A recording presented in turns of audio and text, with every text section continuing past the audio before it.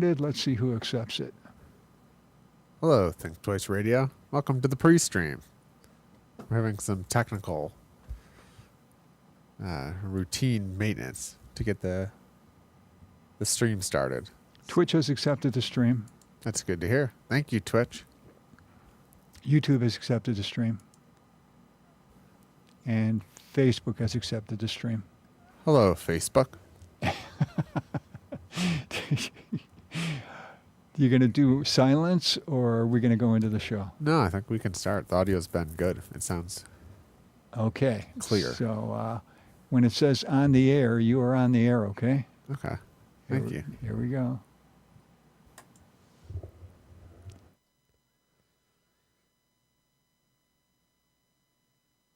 Hello, Think Twice Radio. Welcome to another episode of the Metachewy Livestream. In today's live stream, we're going to cover various topics. So everything from local City of Buffalo politics and City Hall. Today was a regular meeting.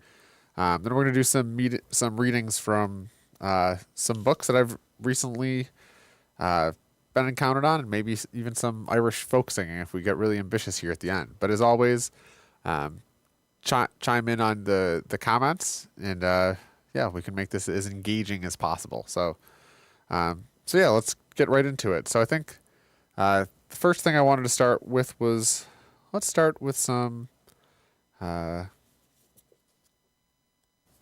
let's do some Buffalo Department of Government efficiency work. So yeah, that's the Buffalo Department of Government Efficiency logo. My last episode, I was excited to announce that I'm founding a City of Buffalo department. Yeah, the Doge, the Buffalo Doge. This will be a Doge, or yeah, Department of Government Efficiency. I know most people are familiar with maybe the national effort going on, but as I said in the last episode, I'd love to see local chapters of Doges pop up all around the country. I think every city, municipality, state in the union needs the Department of Government Efficiency, and I think we're in a good moment here where there's some good momentum and energy around. I know in the city of Buffalo specifically, right, we're not unique. Of every municipality is facing financial difficulties. It wasn't just the city of Buffalo. The issue we're facing is really the expiration of the American Rescue Plan dollars. So as part of the COVID recovery and the Biden administration, they had the American Rescue Plan where they printed a bunch of money and sent a lot of money out in municipalities like Buffalo got the American Rescue Plan dollars, and that money has to be earmarked and has to be essentially, that money has to be put in a bucket by the end of this year. So and after that funding is then away, and the city of Buffalo's budget has really been it's been kept up by those dollars. So most of the city of Buffalo's American Rescue Plan dollars have gone to one of the allowed uses, which is recovering lost revenue. So essentially the city budgets, and this is a long-standing issue, have been improper. They've miscalculated, and they haven't been a good budget. So the city's been slowly draining resources from the reserve, and then recently with this American Rescue Plan dollars has literally just been using that money to replace lost revenues. And by lost revenues, it's literally just revenues that were improper to begin with. So it's not like they were lost. It's literally the budgeted revenues aren't enough, and then we consistently have cost overruns.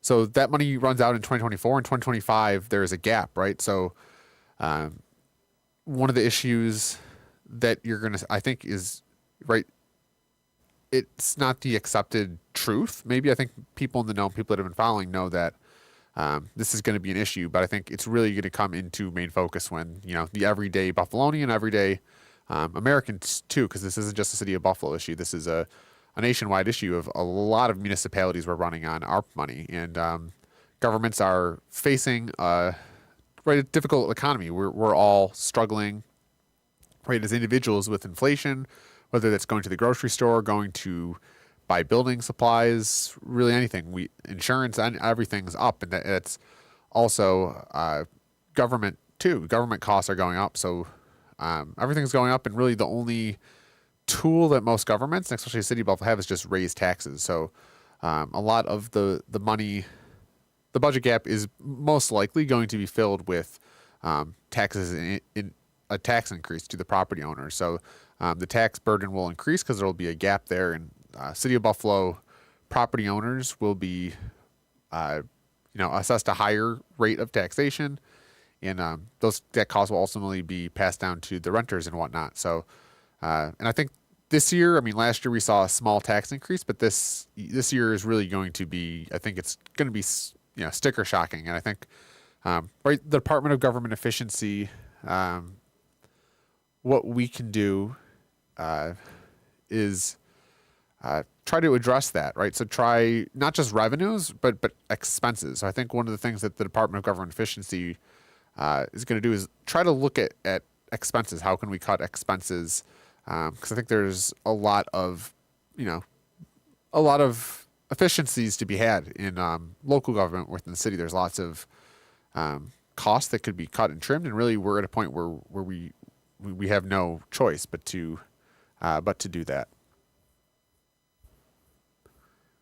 We have a comment here from Chantal Main. Hi, Chantal. I miss For the Love of Puppets. Well, I am sorry that, you missed that show, but I like to say to my viewers, consider me your puppet, right? So you can comment, and then I am your puppet. You get to puppeteer me with comments. You can, provoke me, I guess, or ask me questions, and we can riff here a bit. But the puppets will be back. I think the puppets are regular. I don't know. This is the Metachewy Livestream. So every Tuesday, either I record or I record with John, and we do small talk with Matt and John.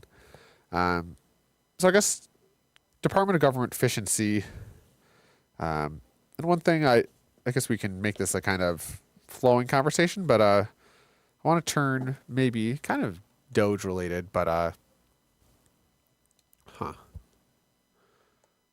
So that's the Department of Government Efficiency. That's, our logo, which is a sheepdog under protecting the lightning bolts and stars of the city of Buffalo flag.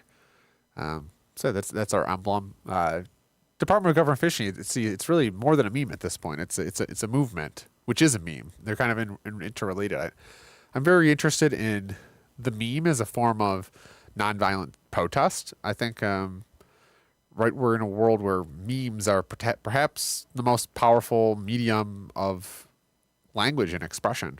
Our memes. Memes are powerful. I mean, they're jokes, but they're also they contain a lot of knowledge and wisdom. And I think Doge. Who doesn't like a good Doge meme or a good dog meme? So let's turn into. I wanted to do a reading of. Let's talk a little bit about City of Distant Neighbors. So this is a little zine that I picked up from a bookstore called Burning Books. Here's a sticker here, but Burning Books. There's this zine, City of Distant Neighbors. So this was written by a friend of mine, James Coughlin, and so it's called City of Distant Neighbors: The Proliferation and Entrenchment of Residential Segregation in Buffalo, New York. 1934 to 1961. So my understanding is that this was his actual thesis. So City of Distant Neighbors is intended as an accessible history for those seeking to change the numerous inequalities wrought by Buffalo, New York's racial segregation. It is a work of love and commitment to the Buffalo community.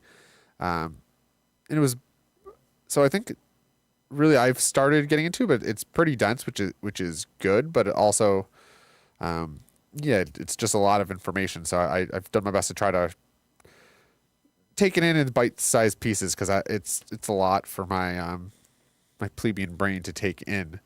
But essentially, the short summary, I guess the high-level summary from what I've gained from just reading through it now is, I don't know, my friend James, he's involved with research with the UB Law School of actual racial covenants, but it's really a deep dive into the development of Buffalo, and kind of articulating and pointing out all the ways, and it's kind of commonalities, but it's also kind of not.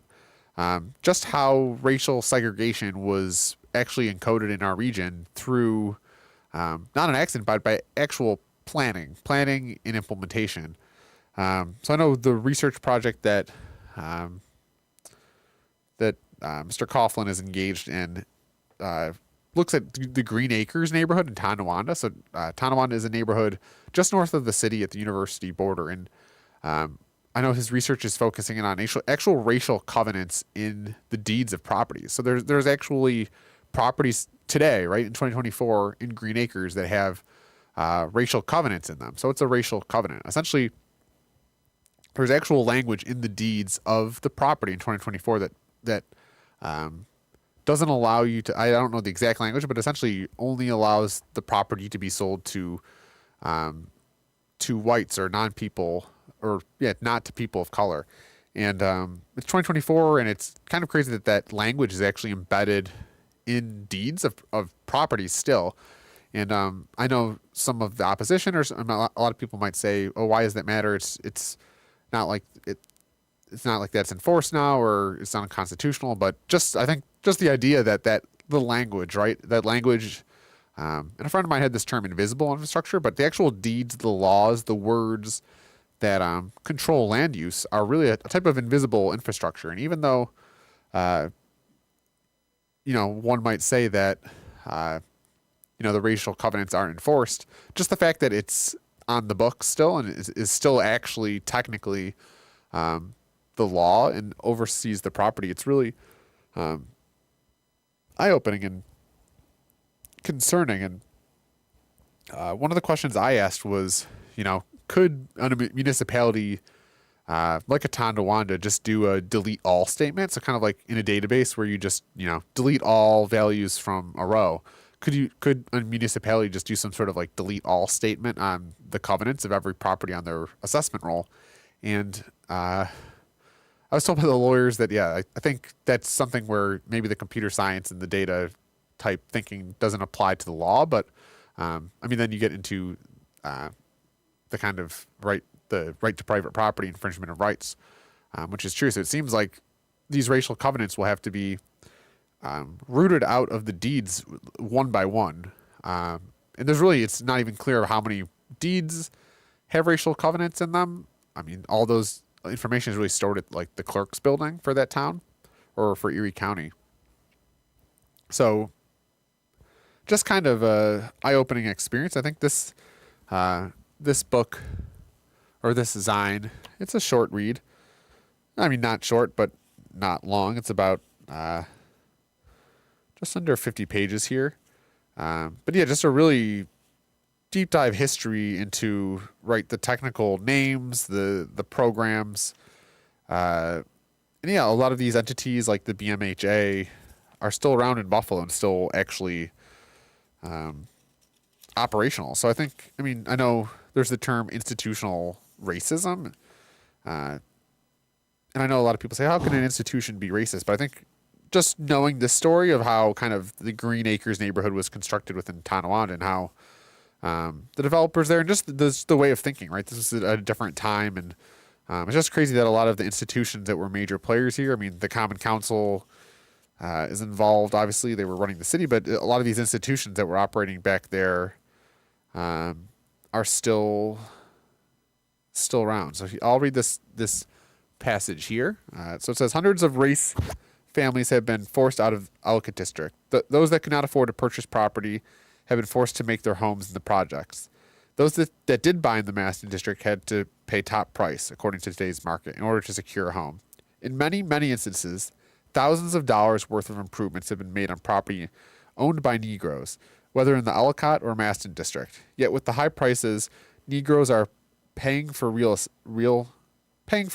plus the fact that they are steadily improving the property, and no matter where it is located, is still considered a slum after they purchase it. So essentially, that is really just talking about kind of how there's this map that was made by I forget the exact name, but essentially there's these maps that were made not just in Buffalo but in all these cities where actual racial kind of not continuity, but having neighborhoods that were like one race. The higher a neighborhood was in one race was actually considered a form of stability, which kind of influenced bank lending, right? So there's just this systemic, right, vision of the city where they were going to kind of, yeah, and it's the reason why you see the suburbs today are so predominantly white, while the cities, a lot of the city neighborhoods are black and segregated. And that wasn't by accident. That wasn't because people chose living around people that looked like them. It was really a strategic decision from high up, right? Major players, bankers, lenders, and really this systemic, which is hard. This is why this design is so important. The city of distant neighbors, it's kind of actually outlines and gets deep into the weeds of this process. And I think, right, it's just a different era, a different time of city building. And I think we're still the echoes of those decisions, all those, those decisions and actions that were made by entities, right, less than 100 years ago, but, now, 2 or 3 generations away, those have impacts. I think we're really seeing it too with the state's Kensington Expressway project. And really that's kind of the current iteration, right, of this kind of top-down planning that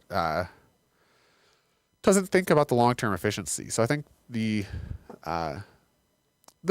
state DOT project, the Kensington Expressway project, is probably the best example of kind of this legacy of planning. And I think, this Kensington Expressway project proponents here, we're waiting for a lawsuit to be resolved. So for the judge to actually make a rendered decision here next month around an environmental impact statement. But yeah, we'll see what happens with that. But I think it's just kind of this another legacy, especially as you go back into the history of the Kensington Expressway and how it was built.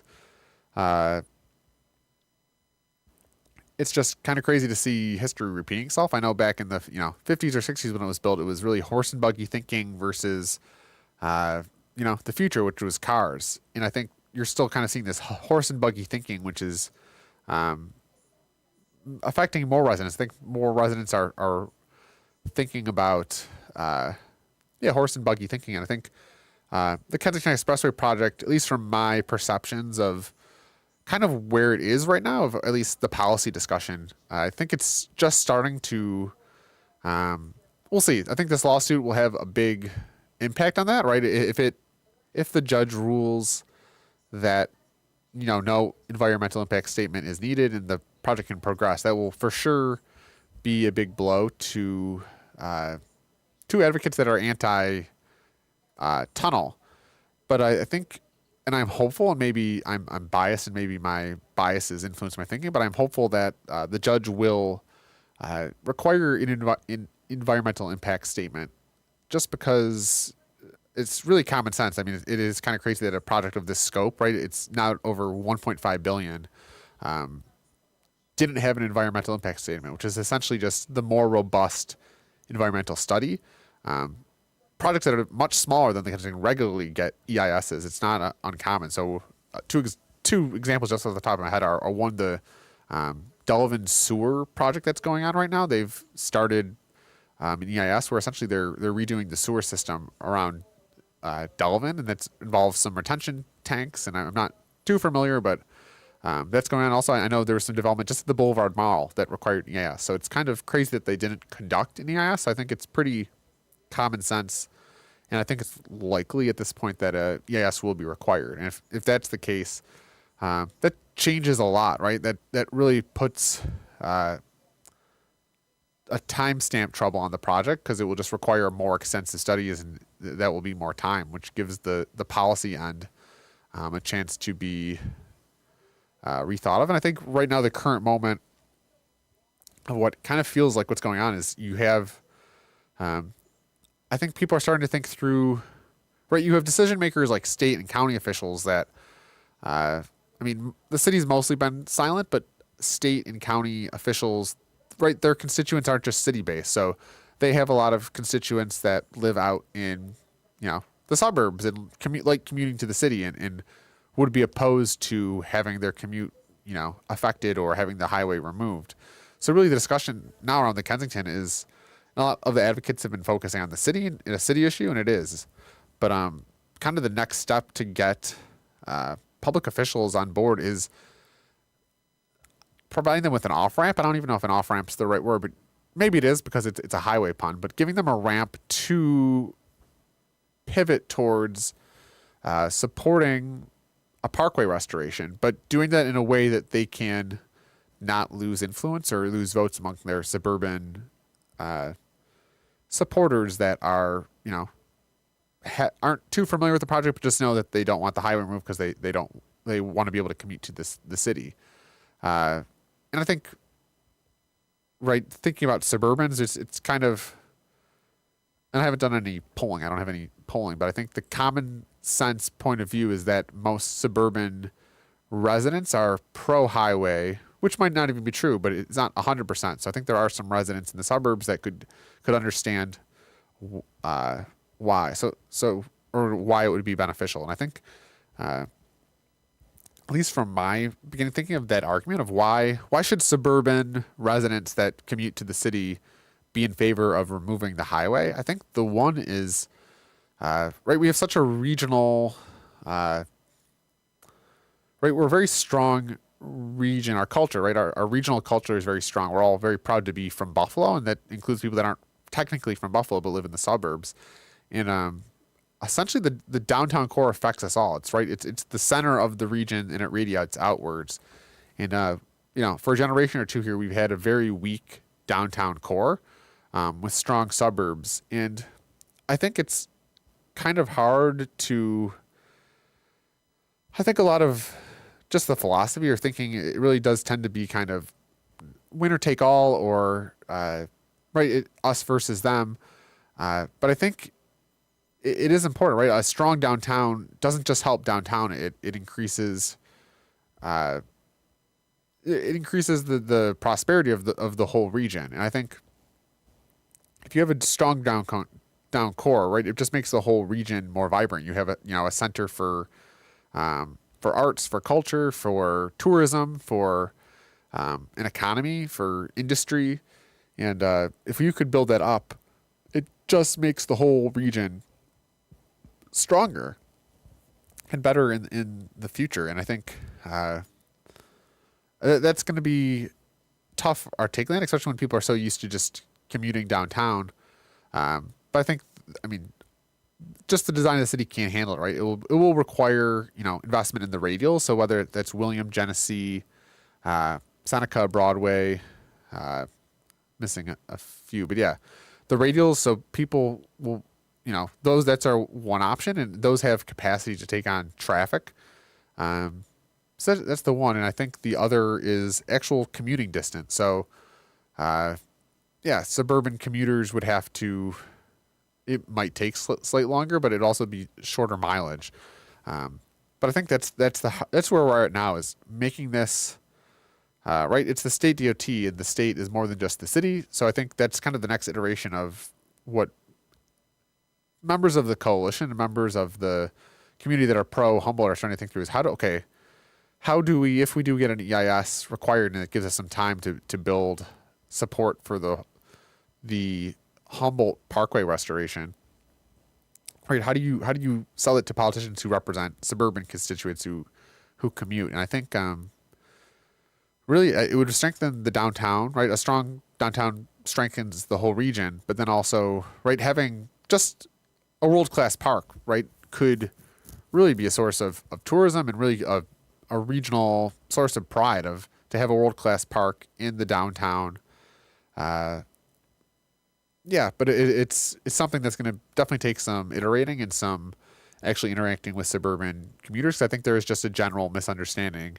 And ultimately, I think part of that appeal will be to the actual human appeal of the highway. While it may provide convenience to constituents in the suburb, it is polluting and it is harming the health of actual human beings that live in the neighborhood. And it's time as a region that we live up to our City of Good Neighbors nickname, and regional neighbors prioritize our city neighbors and city neighbors that have had too many lost years of life, of quality of life, because of the traffic related air pollution. So I think there's a couple appeals there. There's heartstrings, the appeal to your heart, appeal to your head. But yeah, I think those are just a couple things we're thinking of, and I think another point I want to reiterate that I think that gets lost in it is that really the issue is about the retaining walls. So I think a lot of proponents say, "Oh, we got to do this project because if we don't, the money's going to go elsewhere," which I guess technically it could, but the reason that's highly unlikely is that the state's actual environmental assessment found that the retaining walls, they need to be replaced. They're 40 years past their useful life, and they need to be repaired. So that money can't go anywhere because the retaining walls, the actual side walls of the highway, need to be replaced because they are raggy just by a visual view. And I think the report said they're 40 years past their expected useful life, which is crazy. So so those are some ramblings of Kensington. Let's talk about this other book. So I was at a book fair this past a holiday thing, and I picked up this book, Political Class Dismissed by James Ostrowski. And I think just as somebody that's been involved kind of in politics in Buffalo and maybe a kind of contrarian thinker in a lot of ways, but common sense in a lot of other ways.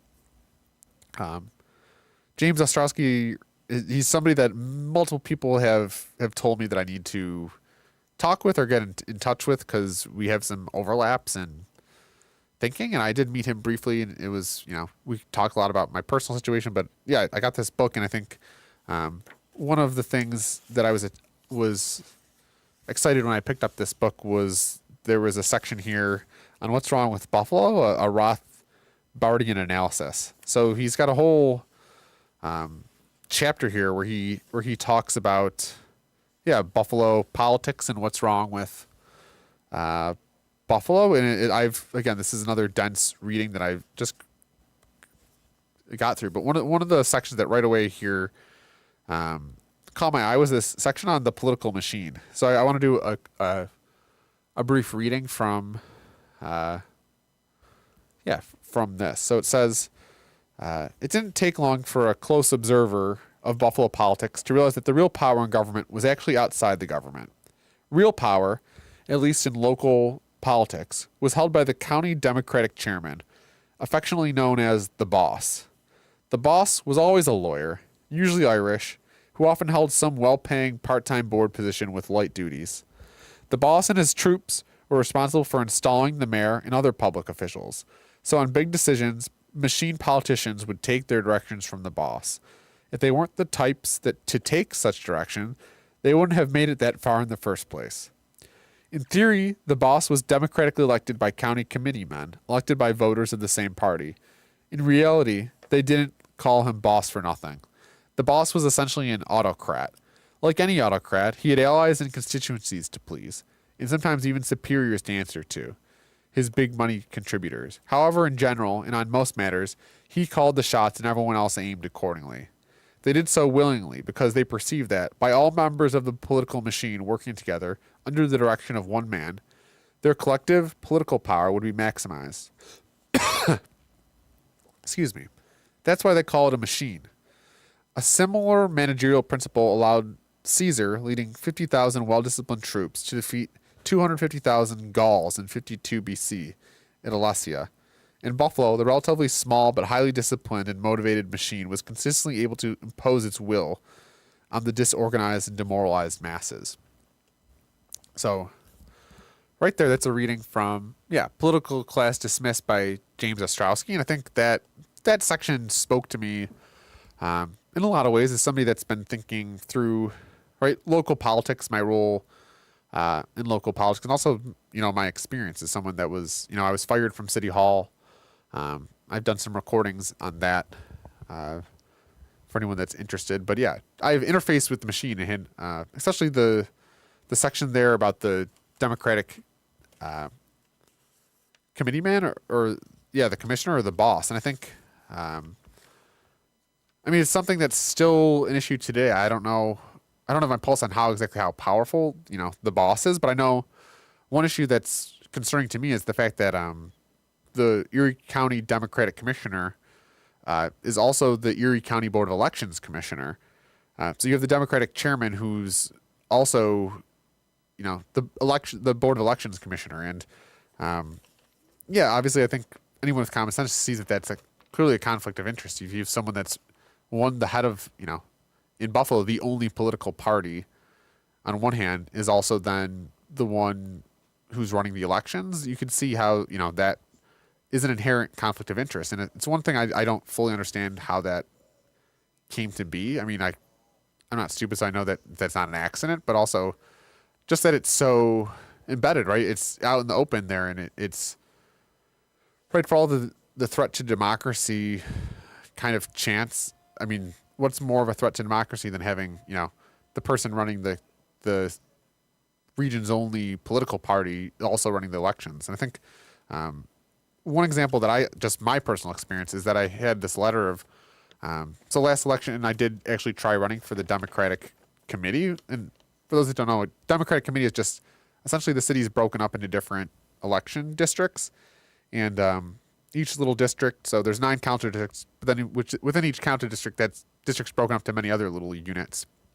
And each of those units, or I think they're called technically wards, which I learned through my experience of running, each of those wards gets a representative to serve on the Erie County Democratic Committee, and then they represent, or they get, a vote that's weighted to how many constituents are in that ward. So I ran for, and this is important too, because we're in a time when regionally, locally, we're in the middle of this giant game of political musical chairs, right? We've had so many, I think at this moment in time, or I guess right now it's post-election, but right before this election, I was not represented by anyone that was actually elected by the people, because you had, right, just recently you had our U.S. Congressperson, Brian Higgins, decided, in the middle of a 2-year term that he no longer wanted to be congressman anymore, so he resigned to take a job at Shays. That led our New York State Senator, to then running unopposed and being elected congressman in a separate election. So then that vacated the state senator seat, and then you had our mayor. This mayor of the city of Buffalo recently resigned, so we have no technical mayor, but an acting mayor. And yeah, you just have this political machine, and then when you're not having these regular elections, it's often the local Erie County Democratic Committee who then appoints people to these chairs that then run unopposed. And I think my experience, I tried running for the ward that I live in. So, and that's the weird thing is, like, to be a committeeman, you could live in one district but represent a district on the other side of town. So you're not constrained by the district you live in. But I chose, my ward, which is a very small ward. I think there was 90 registered voters. So I did it strategically. One, because, I ran for the Buffalo Fillmore District 16 ward, which is a very small ward. So I figured, this is where I live. I want to represent the people that where I live. And also I thought it was a smaller ward, so I wouldn't get much pushback from the establishment of running there, because technically, because there's so few residents, 90 residents in the ward, I wouldn't have that big of a vote when it came to committee votes. But yeah, that was my first experience with the machine, because, in this time too, this was April, I had gone on a vacation, but I got back and I had this notification from the Erie County Board of Elections, and the Erie County Board of Elections, and it's addressed from the commissioners, Ralph M. Moore and Jeremy J. Zellner. So Jeremy J. Zellner, he's addressing him here as the commissioner of the Board of Elections, but he's also the chairman of the Democratic Party, or as the political class just miscalled, the boss. So this is the letter I got from the Erie County Democratic Committee. So it says, this is notification that a petition filed designating you as a candidate for the above office has been preliminarily disqualified due to the following reasons: insufficient number of signatures. If you would like to review the Board of Elections finding in your eligibility as candidate, you must contact our office no later than 5 p.m. and to schedule a hearing with the commissioners.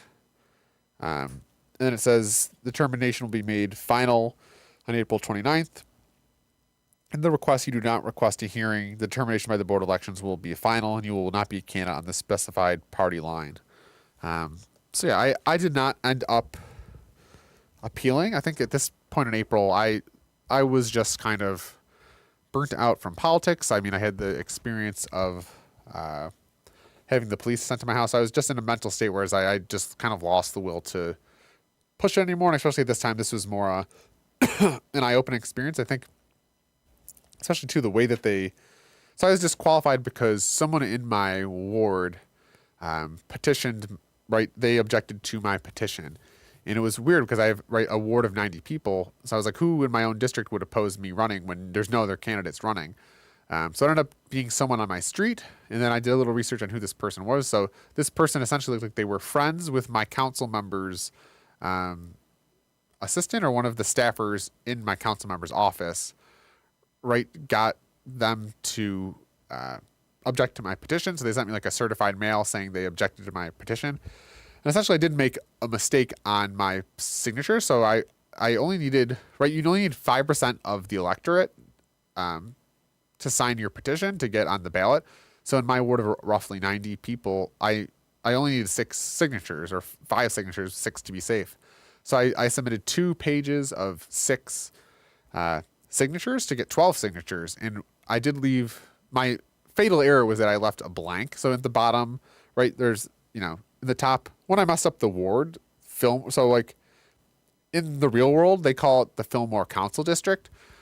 So on my petition, I wrote that I'm running for, Fillmore District 16 Ward, but in election terms, the council district is not called a district, it's called a ward. So technically I was running for the Fillmore Ward District 16. So that was one error. I flipped the fill and the 16 around. And the also fatal error was nothing to do with my signatures, but at the bottom there's a bunch of fine print. There's a blank in the print above your signature where you're supposed to write in how many signatures are on the page. So although I had 6 signatures on each page, I did not put a number 6 in the blank ballot.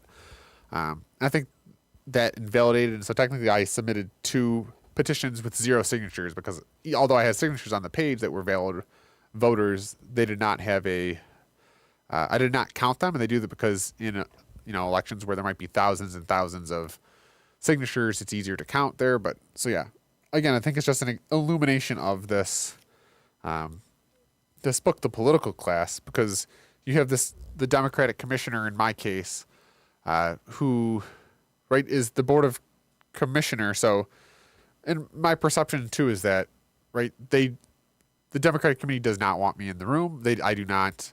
They'd rather my district have no representatives than me representing my district because, one, I think I don't have a good relationship with my council member.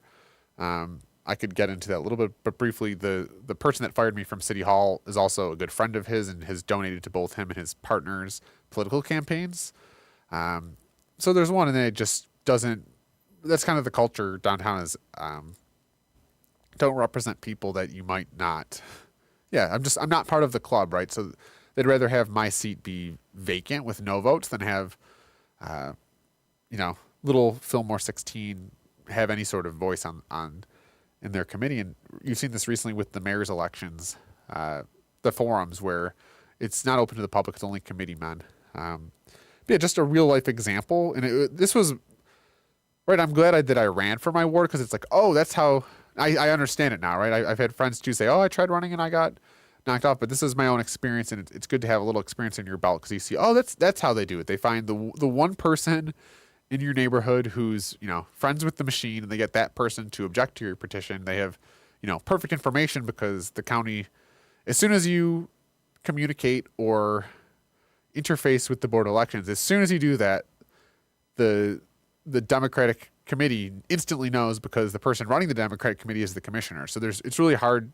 1, 2, if you try to do any sort of, ask for any FOIL, any information, the Democratic Party is essentially kind of operating with the board of elections since it's the same person running the 2. And that's just my perceptions. I could be wrong. Maybe Chairman and Commissioner Zellner is able to, split himself and do them both objectively, but again, in a region of almost over 1 million people, why can't we just have 2 people do those 2 jobs? Then just a good example. I think we're in a moment here too, which is interesting because, I mean, the mayor's race, right? I think, yeah, that's a big race that's coming up, and yeah, I think the Erie County Democrats have their preferred candidates, and obviously when you're the head of your party is also running the board of elections, it's easier to steer that outcome there to the candidate you prefer. So, yeah, just another kind of reading of Political Class Dismissed with my own personal experience or antidote to the boss, because I think just my my experience, right, just being disqualified, it's it's good data. And so it's something I've thought about is, how the machine, and I'm glad to get deeper into this book, Political Class Dismissed, because I think a lot of my experience, I think the author here just has similar, as someone that kind of feels like I'm civically involved, I'm civically engaged, but also not allowed to participate in my government because of politics. And we'll see. So I think that's something that just a good application of the real world law here. So let's pivot a little bit here to, let's see what I want to do next. Let's talk a little bit of, let's do some, let's do some New York State crypto. So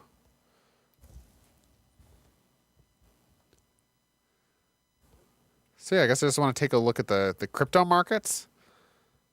So I don't advocate for price. I think there's more important,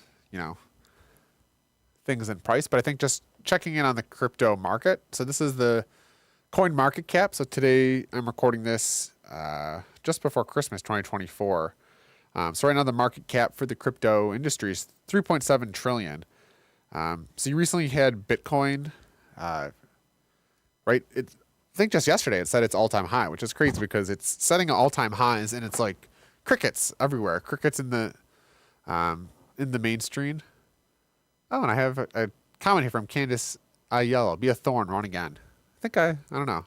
Maybe someday. I don't know. Something I've contemplated, but it definitely takes a wind of steam to run again. But yeah, let's get back into the crypto. So I think the market's right here. I mean, Bitcoin yesterday hit its all-time high of across 108,000, which again, just kind of the thesis, which is playing out in real time of, right, we're just beyond 6 months of the halvening. So the actual supply of Bitcoins was halved 6 months ago, and historically the halvening. So what that means is every 10 minutes, there's a fixed amount of Bitcoin that are made. And then every 210,000 blocks, that reward gets cut in half. So we just went from, I think it's 6.25 Bitcoin to right now, every 10 minutes, roughly 3.125 Bitcoins are being produced. So there is a lag, right?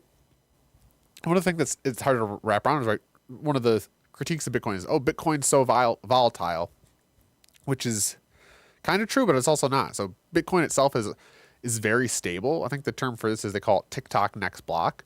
So Bitcoin has a completely fixed supply of 21 million.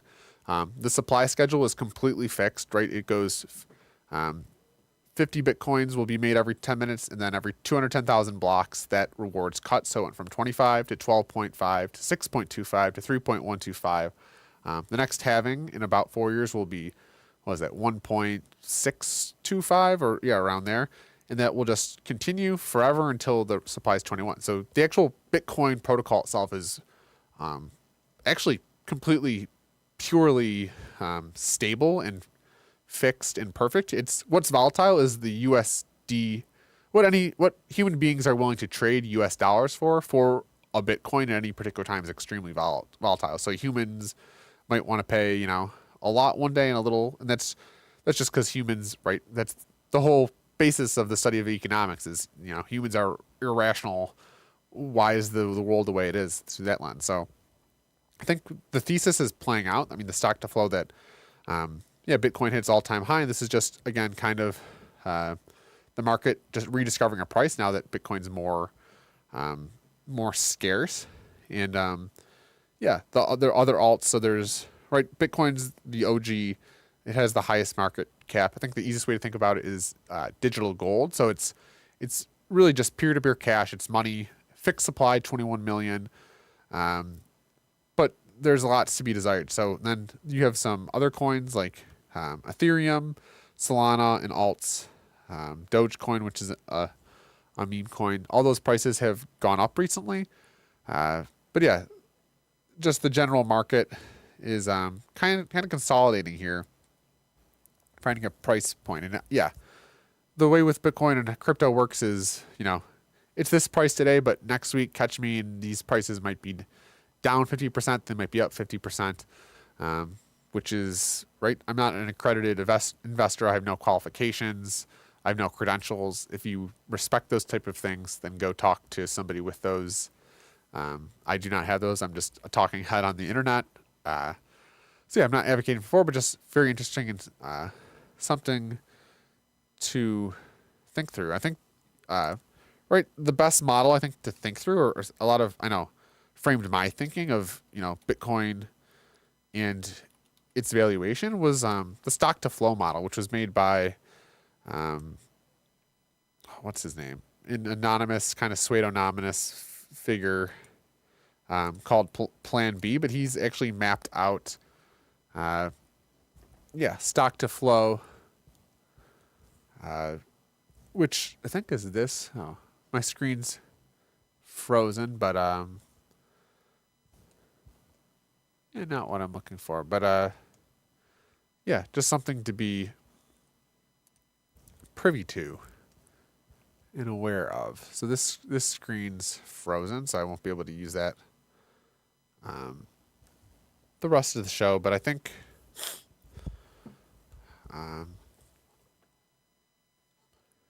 so that's the kind of the crypto sphere. And I think this cycle, and right, I think you kind of think through crypto and Bitcoin in 4-year cycles, because essentially it takes about 4 years for 210,000 Bitcoin blocks to be produced. That's kind of when the halvening occurs. So you kind of think of the dates between those halvening events as cycles. So cycles too, the cycle kind of goes, think of it as like a weather season, right? In a year we have 4 seasons. We have summer, fall, winter, spring, and that's kind of similar to crypto. You have these, macro cycles of 4 years, but also within that you have high peaks, low troughs where it stays, and in between. And we're kind of entering a crypto summer here, which is kind of what they refer to as this bull run movement. So it wouldn't surprise me, and I've seen some projections, right? A lot of crazy people will project a lot of crazy numbers, but I think there is a kind of general consensus among analysts that this bull run is not over. So we've kind of consolidating at an all-time high of 108,000 here. It's hard to say how much higher it will go, and I'm not a financial advisor. I don't want to speculate, but I think really these cycles, they usually end with some sort of like manic blow off top that they've gotten lesser over time, but it's kind of the time period, we're in it when it's like Saturday Night Live is talking about crypto, or the average Karen at the supermarket is talking about Bitcoin. That's when we've hit the manic phase, and at that point, that's kind of the all-time high. The all-time high kind of moment in the cycle. So I think, that's where we're at this cycle. And I think we'll continue to see some, we'll see some, we'll see where it goes from there. But that's kind of an update at the moment. It's just crazy how it's hit an all-time high and you barely hear about it at all. Because it's almost like, I don't know, it's just crazy that it's it is where it is, and it's not getting the attention. So I think that shows me we still have a way to go before this cycle's top. So let's do a Irish song reading here. So I have this Irish songbook. So I've been taking vocal lessons because my mother went to one of my performances, and she said, "You know what? That was good, and I'm proud of you for getting up there, but you need voice lessons. So she bought me voice lessons that I took with a gift card, and then recently have been, taking them at the community music school, which has been good. It's been right learning about the voice is really it's we could all get better at voice, and it's like a tool, and it's a very fine machine. I think a lot of the techniques that I've gotten from just my voice lesson is rethoughts. I think the biggest thing is just the breathing. I mean, for me, the breathing is really in learning how to breathe from your diaphragm, and then really use your whole core to push out air is like a different way of breathing. I think we're, it is, talking here, I'm just talking really from my chest and just talking normally. But when you're singing, right, it's a different kind of energy. And I think also just really learning the mechanics of your voice, of just even how little, it's crazy how even though you're breathing with, your diaphragm and up, like just little tinkerings with your mouth. So even just the width of how wide your mouth is open, like affects the sound. So like if your mouth's in this shape, like just the little tinkering of how wide your mouth is can affect the actual airflow. So there's, as I've just taken beginner lessons, it's crazy just the intricacies and the levels of just with something like a voice, like how many just little things that make big differences are. So I'm definitely not a professional singer at this point, but yeah, I think one song that I brought to my teacher to kind of learn was this song. Let me see if I can find it, but the Maid of Fifio, because I think I was inspired by right, I'm a Grateful Dead fan, so I got this Maid of Fifio book, but essentially it's a love song about a soldier and a young girl, and is the girl who comes off the worst. This song, the soldier dies. So yeah, I think a lot of the roots of Grateful Dead lyrics. So this Maid of Fifio, I think in Grateful Dead lyrics, you'll a lot of times see Finario. So Fifio in this song is specifically about they call it a very bonny lass. In her name, it was called Pretty Peggio. In the Grateful Dead, they say, a lady like a dove. And her name was Peggio. So even just, Peggio is appearing in this Irish folk song called Maid of Fifio that then the Grateful Dead kind of tinkers with. And their song Peggio is rooted in this song, right? It's much different. And I think even just the melody here is extremely different and folk. But then the Grateful Dead just kind of rooted in it. So I think it's just been cool. I've really appreciated kind of just learning folk songs, because knowing that the folk song is kind of the foundation, and then in artists like the Grateful Dead can just take that and really make it their own, but with roots in the folk tradition. So that's been interesting, and I think that'll be something I've also started to recently try to record and produce my music, which is a whole other skill set, to actually making it sound good with electronics and instruments and overlaying with tracks. But I know I've taken inspiration from the Grateful Dead, and also from, starting to incorporate, Peggio and Finario in my own lyric writing. Because I think that's what is so great about folk music, of is there's no need to, to cite or, you can copy it because it's just folk music. It's just in the cultural tradition. There's no need to cite sources. It's just no one knows who the source is. It's just a folk song. And I think, just learning folk music. I was talking to a friend that was just kind of expressing how they're proud to be Irish and their heritage. And I think that's just something they inspired me to maybe take my own Irish heritage more seriously. I think, maybe I am the way I am, right? And I am, right? We're all the result of the people that came before us. So, I know the Irish, big in Irish, and I think this book even talks about how most of the songs, let me see if I can get the thing, but most of the songs are, right? Just the spirit of rebellion is in the Irish soul, right? They've just been fighting rebellions, generation after generation. So it's no doubt that if like your ancestors just did dozens and dozens of rebellions, and people die in rebellions, but if your genes would have made it, maybe they would have evolve to successfully fight rebellions and be rebels. I think I've just been excited to maybe even take more seriously. Right, I'm generally familiar with the potato famine and the occupation of Ireland, but I'm not a scholar, and there's definitely more room to read there. So I think that, and just knowing how big the culture of music is in Ireland.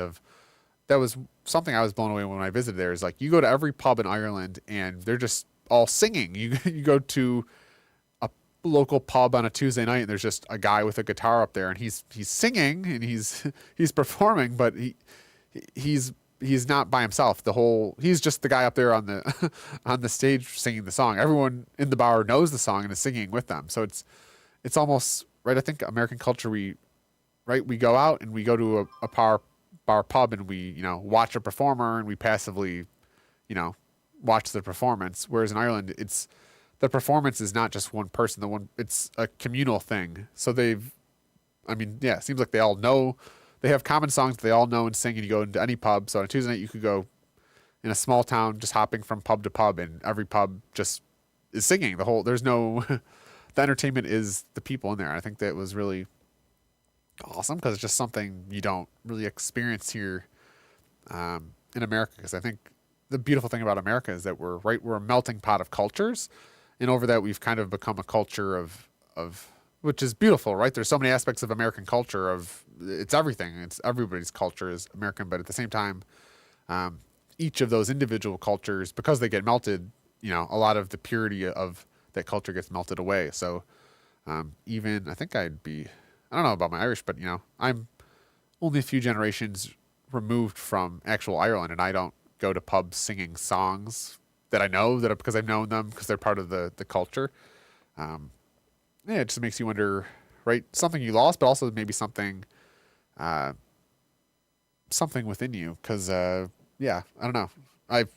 It's something that I don't even know if I'm struggling, but something I maybe wasn't aware of when I was younger, of just how maybe musically, I don't want to say inclined because I'm not a natural savant, but just how much music is embedded in me. And yeah, it's something that I have to take more seriously within myself, but also maybe that's just part of my culture. So excited to get into it. I think I might be publicly performing soon, but right now I've just been producing and hoping to maybe in the new year actually put out a track that I'm proud of. So I'm working behind the scenes, and but yeah, that's just a little ranting about Irish